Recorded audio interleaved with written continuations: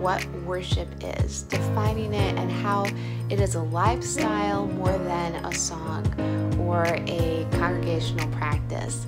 And today I want to talk to you all about another type of worship experience, the mountaintop experience. Have you ever heard of that or had one? That's when you have a really deep experience with God that you're sure is going to change your life forever. Have you ever had that kind of experience and then maybe a week later felt cold, confused, and completely the same?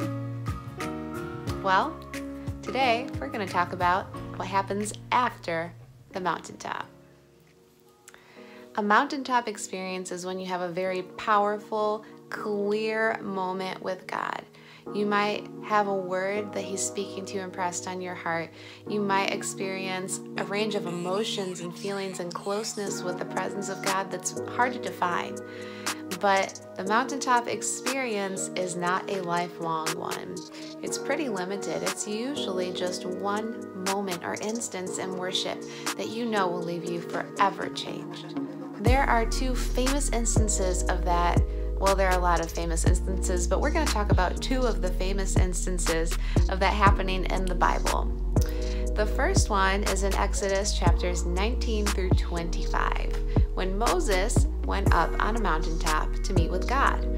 Now, our mountaintop experiences usually don't involve climbing an actual physical mountain, but that's where God wanted to meet with him, so that's where he went. When God appeared to Moses, he appeared to him in smoke and fire and lightning. It was very dramatic. And even though all of the Israelites at the base of the mountain were not with him, they probably saw it. And I'm sure a few of them thought he was dead. Whether they thought Moses was alive or dead, I'm sure they probably would never forget that moment.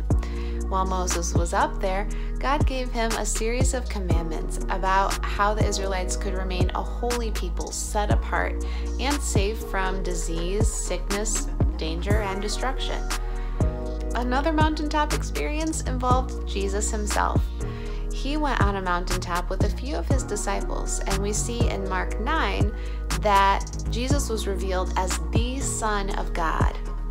Moses was there too. Elijah and the actual physical appearance of Jesus was changed. I bet that was a pretty unforgettable experience for Peter, James, and John. Those powerful moments changed not only the lives of the people involved, but the actual entire course of history. Pretty unforgettable, right? Well, you'd think so, but the crazy thing is that everybody who experienced those mountaintop moments forgot about it almost immediately after. The Israelites who saw the smoke and the lightning of God's presence got impatient while they were waiting for Moses. So they took the gold that they had brought out of Egypt that was delivered to them miraculously by a work of God and turned that gold into idols, which they then worshipped. And when Moses came down the mountain with those wonderful tablets of the 10 Commandments engraved by God's own hand, he got so frustrated that the Israelites had forgotten about God that he threw the tablets, broke them, and had to go back up the mountain. God is so patient, isn't he? I would have struck him dead. Like, what are you doing? Anyway, Jesus' disciples, well, after he was revealed as the Son of God, just shortly after, he was taken to be crucified. And his disciples, who had seen him transfigured, fled the scene. Peter, who was there on the mountain, denied Jesus 3 times. That's insane, right? But not totally unbelievable. How many times have you known something to be true, or just known that God was real, and still denied it in the moment? We're human, right? So what happens after you have a mountaintop experience where God has spoken to you, you've been healed, you've felt his presence, you know his word, he's been revealed to you in a totally new light, and you'll never view God or Christianity the same? Jeremiah 17:9 says that the heart is deceitful above everything else. Ouch. That means even after a powerful experience with God, where you know your identity, you've had a tangible moment in the love that is truly who God is, you can still deny it. Forget about it. Question it, doubt it, say that didn't happen. I was crazy. Maybe I was high. I don't really know. I didn't make my own food. Maybe they spilled something in those brownies. Well, they might have, but probably not. So let's look at that a little bit further. In Romans 7:15, Paul says, I do not understand my own actions, for I do not do what I want, but I do the very thing I hate. Have you ever gone back to old habits or actions, not necessarily because you consciously said, I want to do this, but just because they were natural? Well, Paul experienced the same thing, and he was a pretty major figure in creating Christianity as we know it today. So we know we can recover from it, but what does that actually look like? I think that the best way we can try to remember a moment with God that should change the course of our lives forever is to remember it. Not just, oh, well, I think if it was that easy, I'd do it, Ellie, but like set up something in remembrance of it. In Jewish culture, stones are super important. They were used to be set up as altars in remembrance of a moment and an encounter with God, and everybody who saw those stones would see someone encountered God. That's in the Old Testament.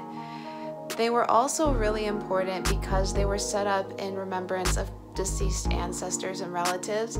They would set the stones in little stacks on top of their headstones or their graves in remembrance of important things that they did or people who held them dear to their hearts.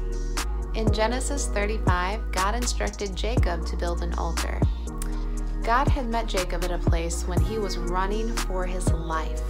That place was called Bethel. And he set those stones up to remember an unforgettable, or so we thought, encounter with God. But the thing about the human mind is that we always forget stuff, even if it's important sometimes, unless you have something to bring it to your remembrance. So how do we do that? Stacking up piles of rocks in modern times is not very practical, unless you have a fabulous garden that you can make little piles of rocks with.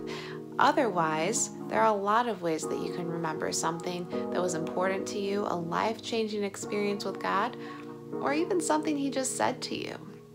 Sometimes creating your own altar or your own remembrance is simply writing things down, drawing a picture, journaling, or sometimes when I was out and about and maybe talking to God while I was in nature, I did pick up a stone, just as a remembrance of that moment. And I still have those stones, but they're not in piles. They're tucked away, and I come across them sometimes and remember that moment with God. I remember a time that I was at a major life crossroads, and I was in this season of intense, prayerful struggle about what I should do. The decision was really a choice between staying in a safe, secure position, but being completely miserable and having no peace, or letting go of that misery, choosing peace, but also letting go of job security, financial security, friends, and family.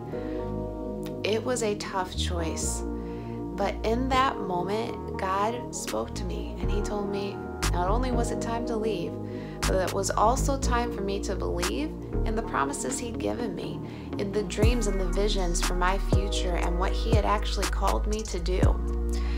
And in that moment, as difficult as it was to say yes, it was easier than staying miserable and not fulfilling my purpose. So I walked away from the situation, and I did set up an altar in remembrance to that moment in case I ever forgot. The phrase that God spoke to me was, believe in the vision I gave you. And my choice to remember it, while controversial, was to get a tattoo. It's right here. And it says believe in musical notation, because a huge part of what I do has to do with music. Now, this life is not always easy. In fact, most days it's not easy. But every time I pick something up, I play an instrument, I lift my hands in worship, I see this. And I'm reminded of what God spoke to me. No matter how many times I try to go outside of what He has created me to do, it never works out, because the only thing I'm really meant to do is trust God to take care of me while I say yes to what He's set in front of me. That is worship in a nutshell, saying yes to God and honoring Him with your life, even when it's a difficult yes. Now, I know that my choice of remembrance isn't earth-shattering, and in fact, some of you might think that it's sending me to hell. I'm not telling you to get a tattoo. I'm telling you to choose something that will help you remember every day that moment that you had with God. Vision boards and dream boards are a great way of remembering something that God spoke to you. Psychological studies show that you accomplish at least half of what you put down in writing and display so that you see it on a regular basis.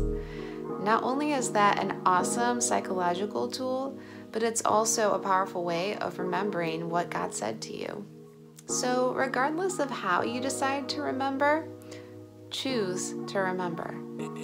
When worship is dry and you can't find an emotional connection, remember the peace, the love, and the presence of God. When things get difficult and you're struggling to hold on to your decision, remember, God's promise is the same today as when He spoke it to you. He never changes. He is completely faithful. He'll never fail you or let His word go unaccomplished. That's what He says in the Bible, and it's as true today as it was when the words were written down. Isaiah 55:11 says, "So shall my word be that goes out of my mouth. It shall not return to me empty, but it shall accomplish that which I purpose." Are you looking back at a mountaintop experience today, wondering what happened to make things so difficult? Remember, write down that promise. If you've got it written down, write it down again. Revisit that moment that you had with Him. Thank God for the revelation and choose to worship despite the exhaustion, the dryness, and the struggle. Praise God for answering that prayer and fulfilling His word before you ever see it happen. All of God's promises are yes and amen. Stay focused on who God is and what He said. You will again see the goodness and the fullness of God's faithfulness. But until then, remember the mountain.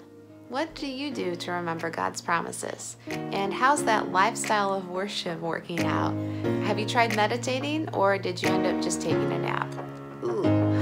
Either way, I know it will encourage someone in their journey, so I'd love for you to drop it in the comments below. Until next time, let's choose to remember God's peace and His faithfulness, experience His goodness, and remember the mountaintop.